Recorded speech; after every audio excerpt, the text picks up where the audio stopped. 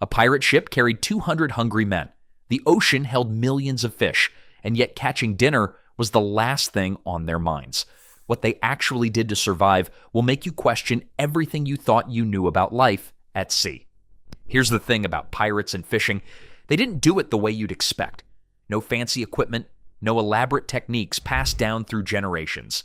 Just a wooden frame, some strong cord, and a hook. That's it.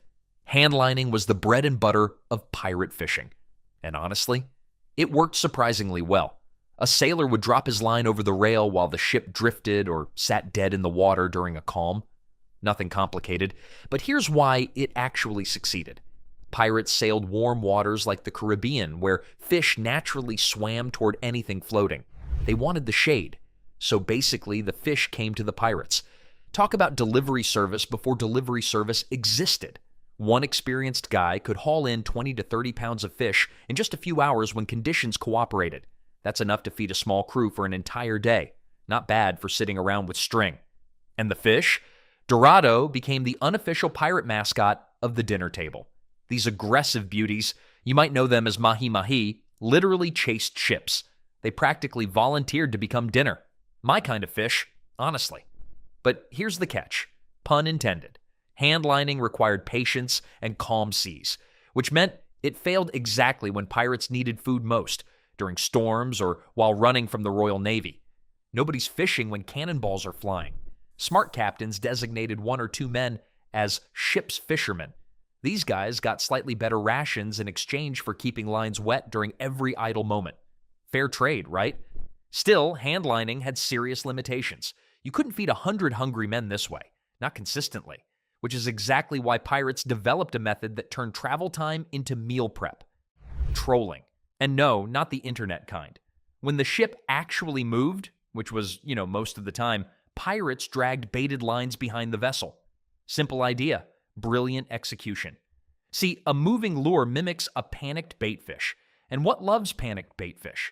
Everything bigger, tuna, barracuda, fish that could tip the scales at 50 pounds or more. The timing mattered, though. Dawn and dusk were prime hours, because that's when predators hunted near the surface. So pirates set their lines before breakfast, pulled them before dinner. 2 chances daily to score something substantial. But here's where it gets clever.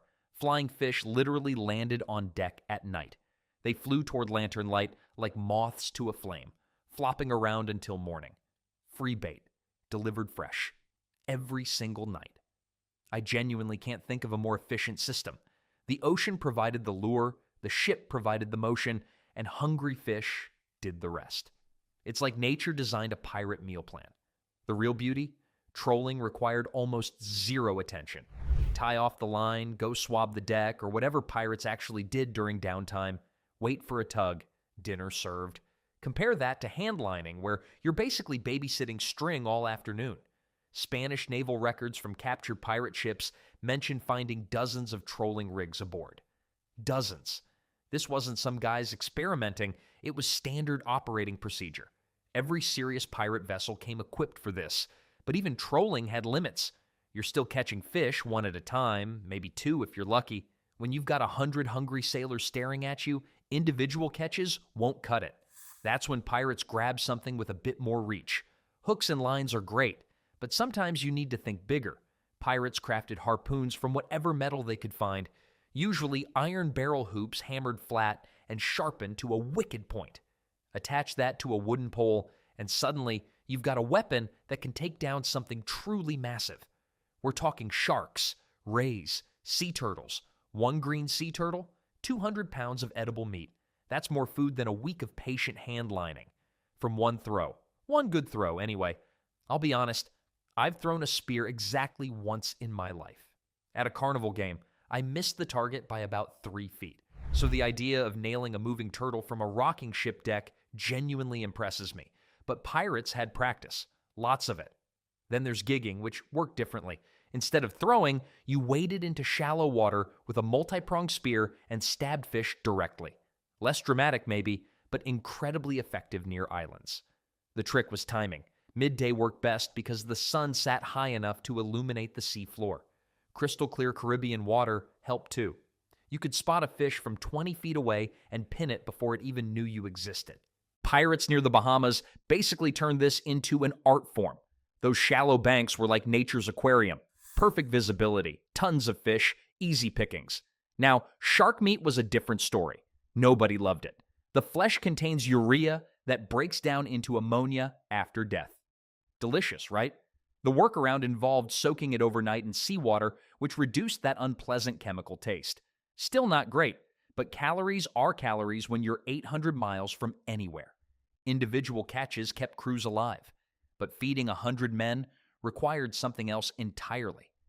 Catching fish one at a time works fine when you've got 20 guys on board, but pirate crews average 75 to 150 men.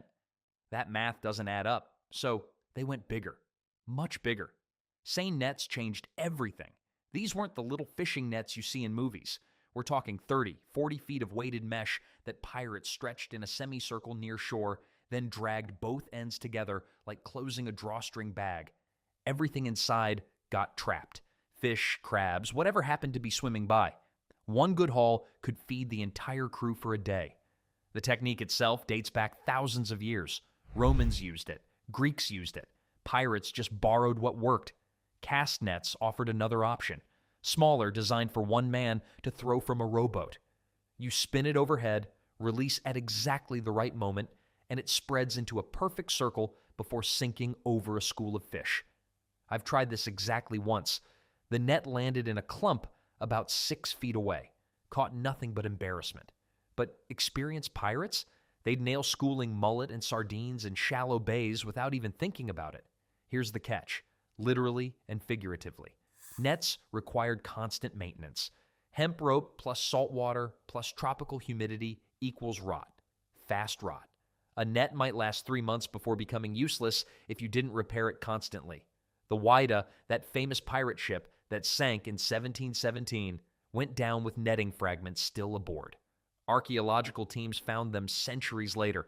Even wealthy pirates who'd captured literal treasure ships kept fishing gear handy, because gold doesn't fill your stomach. All this fishing and netting produced one serious problem, though. Fresh fish in Caribbean heat spoils faster than you'd believe possible. Fresh fish in Caribbean heat? You've got maybe 4 hours before it turns into a science experiment you don't want anywhere near your nose. Pirates learned this the hard way, probably more than once. So the moment a fish hit the deck, the clock started ticking. Gut it immediately. Scrape out every bit of blood and organ matter. Then grab the salt. Salt wasn't just a seasoning out here, it was survival technology. The stuff pulled moisture straight out of fish flesh through osmosis. Fancy word for sucks water out until bacteria can't live there anymore. What remained was jerky-like meat that could last weeks instead of hours. Pirates treated salt like gold. Actually, scratch that. They treated it better than gold. You can't eat gold. I've tried. Don't recommend it. Caribbean ports sold salt by the barrel. Islands like Tortuga had entire salt rakes where seawater evaporated in shallow pools, leaving white crystals behind. Pirates raided these operations almost as often as they raided merchant ships. But here's another trick they borrowed. Smoking. Stretch fish over a low fire on wooden frames. Let the smoke work its magic for a day or two. The result? Leathery meat with a distinctive flavor that sailors called boucan. Sound familiar? That word gave us buccaneer. Pirate literally meant guy who smokes meat on a stick. And the math worked beautifully. A 10-pound fresh catch shrank to roughly 3 pounds after drying. Less weight, less space, same protein. You could stack dried fish in barrels and forget about it until next month. Storage efficiency might sound boring, but when you're feeding 100 hungry pirates, boring becomes beautiful. Of course, fish wasn't their only backup plan. Sometimes the sea gave them nothing at all. When fishing failed, pirates didn't panic. They reached for something that made hardtack look almost appetizing. Hardtack, the cockroach of bread products, baked from flour, water, and sometimes salt. This dense cracker could outlive your grandparents. Literally. There are Civil War hardtack samples still edible today. The secret? Almost zero moisture. Regular bread contains about 35% water. Hardtack? 6%. Mold and bacteria basically starve to death trying to colonize it. Each cracker packed roughly 100 calories. Sounds decent until you do the math. A sailor hauling ropes and climbing rigging needed 15 to 20 pieces daily just to maintain weight. That's a lot of chewing, and here's where it gets fun. After a few months at sea, Hardtack developed residents. Weevil larvae burrowed into the crackers, turning every bite into a protein surprise. Some pirates considered this a bonus, extra nutrients, free of charge. Experienced sailors developed techniques. Tap the hardtack on the table. Hard, dislodge whatever crawls out, or just eat in complete darkness. What you can't see can't disgust you. I've used similar logic at gas station hot dog stands, but even weevil-free hardtack presented challenges. This stuff could crack teeth. Seriously, ship surgeons extracted broken molars caused by aggressive hardtack consumption. The workaround? Soak it. Coffee worked. Rum worked better. Fish broth made it almost resemble real food. Some pirates crumbled hardtack into stews, creating a thick paste that went down easier than rock-solid crackers. Was it delicious? Absolutely not. Was it reliable? Every single time. When storms lasted weeks and fish refused to bite, hardtack kept crews alive. But crackers alone don't sustain men for months. Pirates needed real protein that didn't swim away. Salted meat solved the biggest problem pirates faced. Fish don't always cooperate. Weather turns nasty. Enemies appear. You need backup calories that don't depend on luck. Enter the barrel system. Pirates packed raw beef and pork into wooden barrels, then poured in brine strong enough to float an egg. Seal the lid with tar. Done. That meat stayed edible for up to 2 years.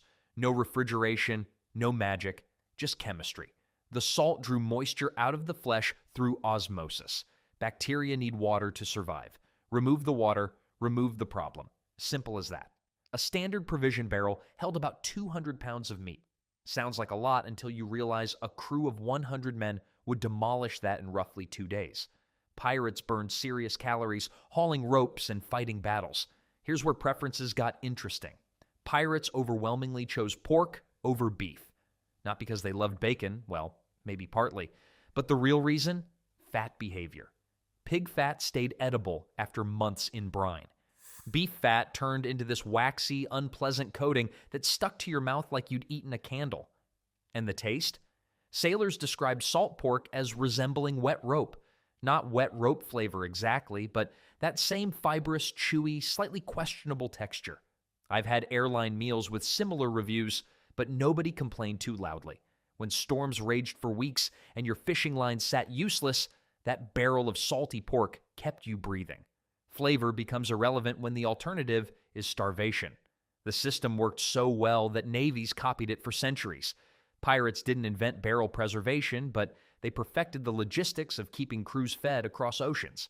Still, barrels eventually emptied. And when pirates needed restocking, they turned to a method far more exciting than fishing. Here's where pirate logic flipped completely upside down. You'd think pirates attacked ships for gold, jewels, and silver coins. Sometimes, sure. But experienced crews often got more excited about finding barrels of cheese than chests of doubloons. Think about it. You can't eat a gold bar. When pirates spotted a merchant vessel heavy in the water, they knew that weight meant cargo, and cargo often meant provisions. A single captured supply ship might carry hundreds of barrels stuffed with dried peas, flour, wine, olive oil, and enough salted meat to feed a crew for months. That's better than treasure when your stomach's been growling for 3 weeks straight. The strategy was beautifully simple. Merchant ships followed predictable routes. Everyone knew where the supply vessels sailed and went. Pirates just positioned themselves along those paths and waited. Like fishing, really, except the fish carried food instead of being food. But here's the part most people miss. Raiding introduced variety. Suddenly, pirates had access to chocolate, citrus fruit, spices, and imported cheeses they'd never find through fishing or hunting. This variety did more than improve morale. Those citrus fruits accidentally prevented scurvy. Pirates stumbled into nutrition science without realizing it. And the weird part? Blackbeard himself once blockaded Charleston Harbor. Not for gold, he demanded a medicine chest. Let that sink in. The most fearsome pirate in history held an entire city hostage for medical supplies. Raiding also provided something fishing never could. Live animals, Chickens, goats, pigs captured from merchant vessels stayed alive until needed, giving pirates fresh meat and eggs at sea. Still, raiding took time. You couldn't attack ships every day. Between raids, pirates needed another food source. The islands themselves, pirates couldn't live on raids alone. Between attacks, they needed somewhere to resupply. And the Caribbean was dotted with perfect hiding spots. Uninhabited islands became pirate grocery stores. Here's what made this work. When Spanish colonizers arrived centuries earlier, they released pigs on various islands. Insurance policy, basically. If their ships wrecked, survivors would have something to eat. Those pigs multiplied. By the golden age of piracy, feral hogs roamed dozens of islands, completely wild and completely free for the taking. A hunting party could bag several pigs in a single afternoon. Fresh pork tastes incredible after weeks of salted mystery meat from a barrel. But they didn't just eat it fresh. Pirates set up wooden frames called boucans, smoking the meat over low fires until it turned leathery and lasted for weeks. That smoking technique got so associated with these island hunters that people started calling them buccaneers. The word buccaneer literally means guy who smokes meat on a wooden frame. Not exactly the fearsome origin story you'd expect. Then there were turtle beaches. Female sea turtles crawl ashore to lay eggs at predictable times each year. Pirates knew exactly when and where. One nighttime raid on a nesting beach could yield 30 or 40 turtles. Each turtle stayed alive until you needed dinner. Living refrigerators, basically. Coconuts provided food, water, and oil in one convenient package. Oysters grew right on mangrove roots. Seabird eggs by the hundreds. The islands offered a buffet if you knew where to look. The catch? Anchoring made you vulnerable. Patrol ships knew pirates needed these stopovers. Smart captains varied their locations, never hitting the same island twice in a row. Even with all these food sources, survival ultimately came down to one thing. Pirate captains weren't just sailors. They were accountants with swords. Every voyage started with math. How many men? How many days at sea? How many calories per person? Get the numbers wrong, and your crew dies. Get them right, and everyone reaches port with their teeth intact. The standard calculation ran about 3,000 calories per man per day. Sounds straightforward until you're feeding 120 hungry sailors for 6 weeks straight. That's over 2 million calories. Suddenly, every barrel matters. Daily rations followed a predictable pattern. 1 pound of bread or hardtack, 1 pound of meat or fish, a gallon of beer or half pint of rum. Miss a few fishing days and those rations started shrinking fast. Here's where pirate ships actually outperformed naval vessels. On Royal Navy ships, officers ate roasted chicken while common sailors gnawed salt pork that tasted like wet rope. Pirates ran things differently. Their articles, basically written contracts, guaranteed equal food shares for everyone aboard. The captain ate exactly what the newest recruit ate. Democracy by stomach, essentially. But when supplies ran dangerously low, things got creative. And by creative, I mean disgusting. Leather straps became dinner. Candle wax provided fat calories. Ship's rats, and trust me, there were plenty, got hunted systematically below decks. Rats actually delivered decent protein. Not that anyone enjoyed the meal. Historical records describe crews surviving 10-week crossings on quarter rations, 1/4 of normal food. For over 2 months, men lost 30 pounds. Teeth loosened from scurvy, but they reached port. The mathematics of survival separated successful pirates from shipwreck stories. Still, all this careful planning meant nothing without one crucial element most people forget entirely: